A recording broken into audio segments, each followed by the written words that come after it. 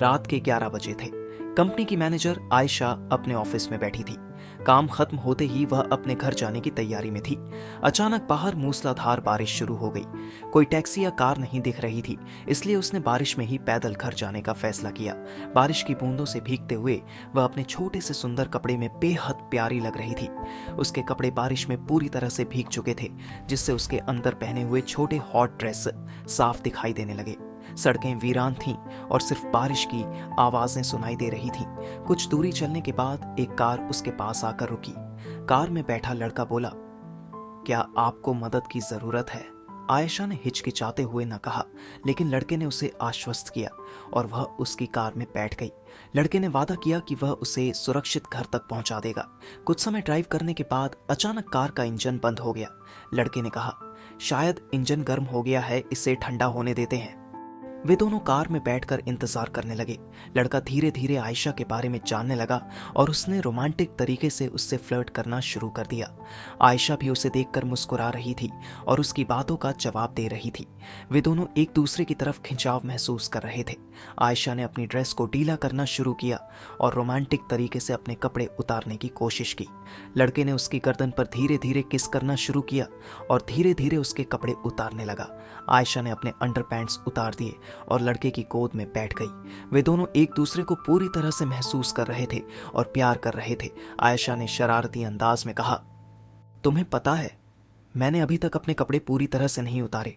लड़के ने मुस्कुराते हुए कहा, तो फिर जल्दी से उतारो, मुझे तुम्हें पूरी तरह से महसूस करना है। आयशा ने हंसते हुए अपने कपड़े उतारे और लड़के ने उसकी कमर को अपने हाथों से पकड़ा और उसे अपने करीब खींच लिया।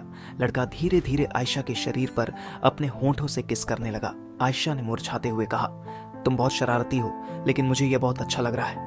लड़के ने कहा, मैं तुम्हें और भी खुश करना चाहता हूँ। उन्होंने एक दूसरे के साथ पूरी रात प्यार किया। उनके बीच की बातें और स्पर्श एक दूसरे को और भी करीब लाते गए। उन्होंने कार के अंदर सारी रात बिताई, एक दूसरे को बिना कपड़ों के पूरी तरह से महसूस करते हुए। आयशा ने शरारती अंदाज में कहा, तुम्हें पता है, यह मेरी जिंदगी की सबसे खूबसूरत रात है। लड़के ने उसे अपने करीब खींचते हुए कहा, और मेरे लिए भी। सुबह होते ही उन्होंने एक दूसरे को मुस्कुराते हुए देखा और महसूस किया कि वे एक दूसरे के बिना नहीं रह सकते। ये रात उनके लिए एक नई शुरुआत थी, एक नई कहानी की जो उन्होंने एक साथ जीनी थी।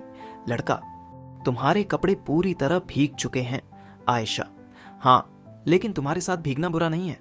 लड़का, तुम बहुत सुंदर लग रही हो जब तुम भीग जाती हो। आयशा, क्या तुम मुझे और सुंदर देखना चाहते हो? शरारती अंदाज में अपने कपड़े ढीले करते हुए। लड़का, बिल्कुल, जल्दी से अपने कपड़े उतारो। आयशा, क्या तुम मुझे उतारने में मदद करोगे? मुस्कुराते हुए। लड़का, मुझे खुशी होगी। धीरे धीरे उसकी ड्रेस उतारते हुए। आयशा, मुझे तुम्हारे होठों की गर्मी चाहिए। लड़का, तुम्हें सब कुछ मिलेगा बेबी। आयशा, तुम्हारे हाथ मेरे शरीर पर जादू करते हैं। लड़का, तुम्हारा शरीर मेरे लिए जादू है। आयशा, मुझे और प्यार करो, मुझे तुम्हारी जरूरत है। लड़का, मैं तुम्हें कभी निराश नहीं करूंगा। वे दोनों एक दूसरे के शरीर और आत्मा में पूरी तरह खो गए। उनकी बातचीत और प्यार ने रात को और भी हसीन बना दिया।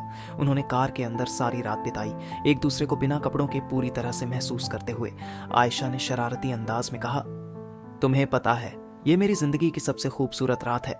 लड़के ने उसे अपने करीब खींचते हुए कहा, और मेरे लिए भी। उन्होंने एक दूसरे को आगे की राह में साथ चलने का वादा किया, जिसमें हर रोज एक नई खुशियों और प्यार की कहानी लिखी जाती रहेगी।